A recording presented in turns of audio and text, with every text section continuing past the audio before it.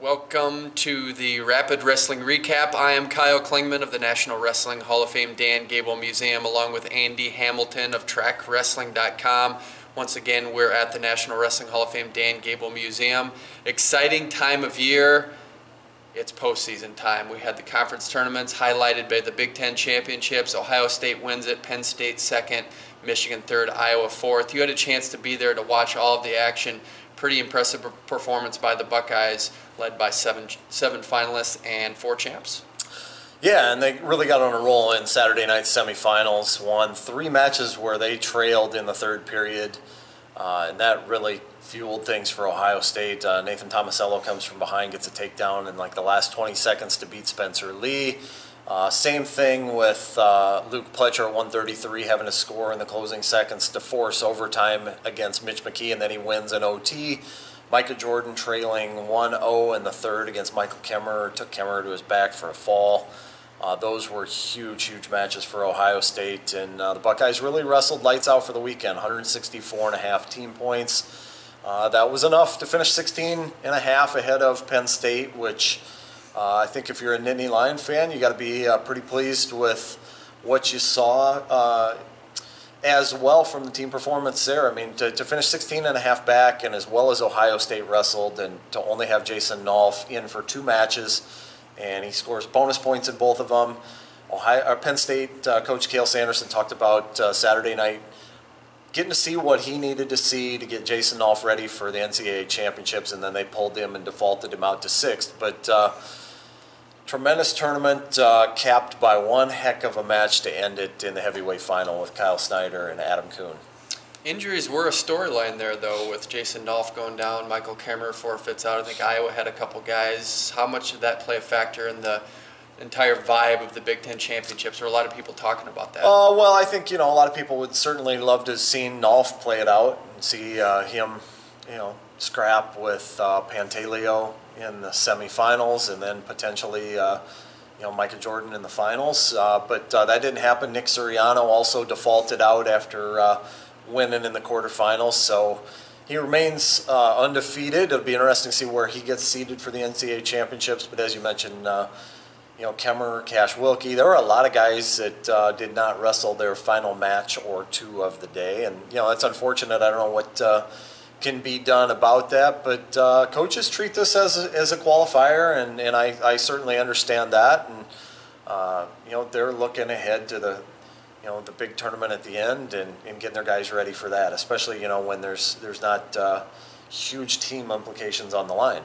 Round 1 goes to Penn State in the dual meet. Round 2 goes to Ohio State. As we go into the NCAA championships, it still looks like that 1-2 race right now with Penn State and Ohio State. Just overall perception of what that might look like as we get down to the road, as we go into Cleveland, what that race might look like at the championships. I think it's going to be great. I mean, I think it's going to be tremendous. I'm really intrigued to see how some of these weight classes get seeded. 157. 197 in particular, those are 2 that are going to be really fascinating. 165 as well after the first couple, or first 3, I should say, how that shakes out. I think matchups are going to be fun to see those brackets here in a couple days where everybody sits, and then start marking up your bracket and trying to figure out who's going to wind up in the finals against each other on Saturday night. Oklahoma State dominates the Big 12 tournament, but with the new teams coming in, it wasn't quite the domination like last year. Oklahoma State wins 137 points, Northern Iowa second with 96.5 points, and then SDSU 94 points. Oklahoma State had 4 champions, but you could tell having those new teams in the mix certainly made a difference. Yeah, it wasn't an Oklahoma State dual meet in the finals again, right? I mean, like it kind of was a year ago when they, I think, had 9 in the finals. 9 in the finals, yeah. Yeah, so yeah, and it's going to be a league that I think over time is going to get better and better too. I mean, you've got you got to think Iowa State's going to get better. You got to think Oklahoma is going to be on the rise with new coaching staffs in place. Both of those places in the last this first year for Kevin Dresser and company in Ames, and then also Lou Roselli and his staff down in Norman. It's their second go round. So as you start to see them infuse their recruits into the lineup, will be interesting to see those teams on the rise, and then Troy Steiner and company out at Fresno State, the gains that they make, and then also, the teams that have finished second and third. Northern Iowa, South Dakota State, enthusiastic coaches with Doug Schwab, Chris Bono, guys that blocked horns how many times through the years in freestyle at what was 66 kilos, right? Yeah, I'm excited to see what happens with the Big 12. We talked about on last week's show the possibility of a merger with the Pac-12 for a qualifier too, so something to keep an eye on. And oddly enough, with SDSU, Wyoming getting third and fourth, they have good tournament potential power with potential NCAA champions. Meredith beats Heil at 141 pounds, so you could see a lot of those guys going on and potentially meeting in the finals at some level. That could be really interesting at 141 especially. Yeah, it might be finals, might be semis. Yeah. Who knows how it's going to shake out. I doubt that 141 will be a quarterfinal matchup, but you never know. So yeah, it's always fun to get these matches this go round, this weekend, and then in a couple weeks, see rematches and what kind of adjustments are made and how they play out. Yeah, WA's, the string has been broken. Lehigh finally cracks in there. It gets an EIWA championship. What do we say, 5 for 5 in the finals? Yeah, yep. Pretty amazing. 3 for 6 for Cornell. Lehigh really has had a good, consistent season this year, and it's going to be fun to see where the untalked about NCAA champion, returning NCAA champion, Darren Cruz. No one really has talked about him too much. Some people have, but it's going to be interesting to see where he fits in the 125 mix with Big Ten's just happening, how loaded that was. Adding him into the mix is going to be even more fun. Yeah, I think he's probably going to go in as the 1 seed, I would guess. I might be wrong on that, but comes in undefeated, and especially after Suriano defaulted out after reaching the semis in the Big Tens. But it's been interesting. We've talked so much about the guys in the Big Tens just because it's been such a loaded weight class. You had Ethan Lezak, the 5 seed, a returning NCAA finalist who gets the 5 seed in his conference tournament. So when you have that kind of depth, and then Cruz is kind of floating on an island out there by himself at in the IWA where he's the only top 10 guy out there and hasn't had too many challenges this year, too many marquee matches. So I think, yeah, you're right. He's kind of gotten forgotten about a little bit, and he's a guy that rose up to the challenge last year and knocked off Thomas Gilman in the semis, and then gets it done against Ethan Lezak in the finals. So he's sitting in a pretty good place. I think probably is the 1 seed. ACC had a couple good teams in there. Virginia Tech gets it there over NC State. Still some firepower coming out of there. They can make some noise. They have some individuals just like Big 12s and some of these other conferences that really can get in there and potentially push into the finals. Yeah, and the commitment that's been made to wrestling in that conference in recent years has been incredible, right? I mean, with the growing crowds and the facility upgrades, and you can tell that administrations at NC State, North Carolina, Virginia Tech are raising the bar. They're putting more emphasis on wrestling, and it's great to see. I think wrestling's really growing in that region of the country. Down there in Georgia and Florida in particular, it's doing great, and so that's exciting to see. And it's nice to see that we have some rivalries down there with North Carolina State, Virginia Tech, so on and so forth. So there's some guys in that tournament that can go deep into the NCAA tournament. Kevin Jack got upset, which was a little bit of a surprise. One of the things that was probably most fascinating to me out of the conference weekend is Brent Moore of Virginia Tech got teched 15-0 by Kevin Jack on February 16th. Not even a month later, beats him in OT to win the conference title. That's something you don't see very often, Kyle. Pretty impressive. Yeah, like that. Mid-American Conference kind of flip-flopped there. Oklahoma State had the domination in the Big 12s. It seemed like it kind of went to Missouri just because of some of the teams going to the Big 12 Conference. They dominate 7 champions at the MAC Conference. Missouri had an undefeated dual meet season, looking to push that into success at the NCAA Championships. They have some firepower, but they're really going to have to prove it here in a couple weeks in Cleveland. Yep, yeah, for sure. I mean, they've had some had some good tournaments at the NCAA championships in the past. They've had some days where they've really caught fire, and then they've had some tough days too. They have a team with a lot of individuals that are going to win matches in Cleveland, and then some guys that can potentially win the tournament at their weight classes. I think of Jay Nyerman at 141. He's been wrestling lights out basically since December, pretty much for the whole season. He dropped a match to Bryce Meredith in Reno, but he's been great here, especially the second half of the season, wrestling with a lot of confidence. And Joey LaValle's only dropped one this year, returning NCAA finalist.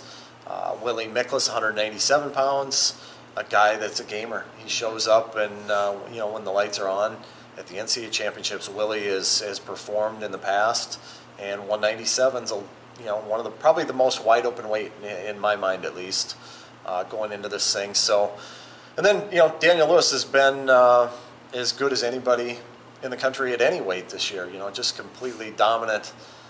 Some of his performances this season have been incredible. He's, we had him at the South Beach Duels, and I don't know how much time he spent on. I think like maybe 7-8 minutes on the mat. It seemed like the entire 2 days he was down there. So they have some firepower, and they're certainly capable of being right there in that trophy race.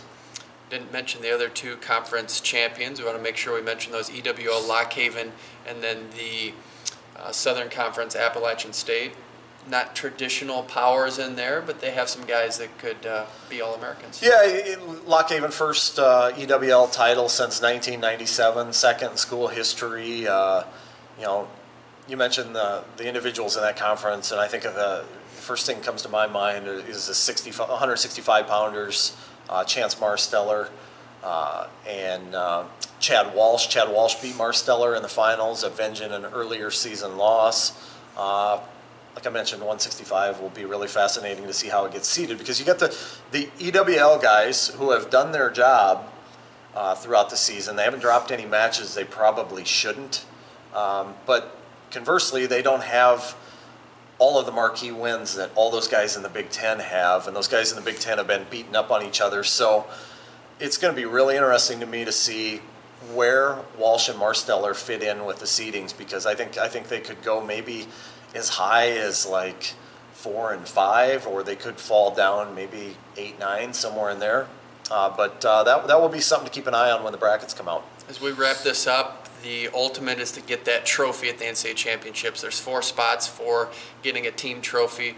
Right now, it still looks like it's a Big Ten race for the top 3, maybe 4, with some other teams that we've mentioned: Oklahoma State, Missouri, NC State, Virginia Tech, Cornell, Lehigh, really fighting in for that spot. Right now, it looks like the top 3, at least based on the Big Tens, are going to be Ohio State, Penn State for 1, 2, and then Michigan really has a good spot for 3 right now, and then maybe it's 4 with the rest of the country.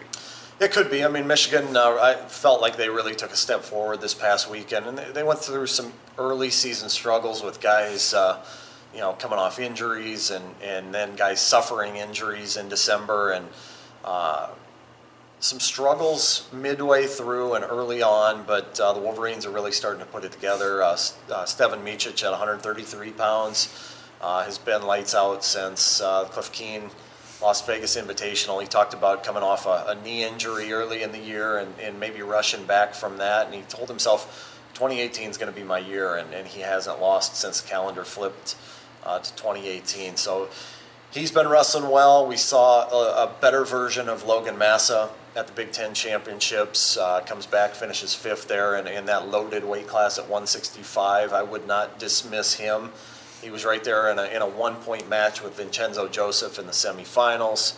A couple wins over Alex Marinelli. That's a guy to keep an eye on. Miles Amin makes a run to the finals, and then you got Adam Kuhn.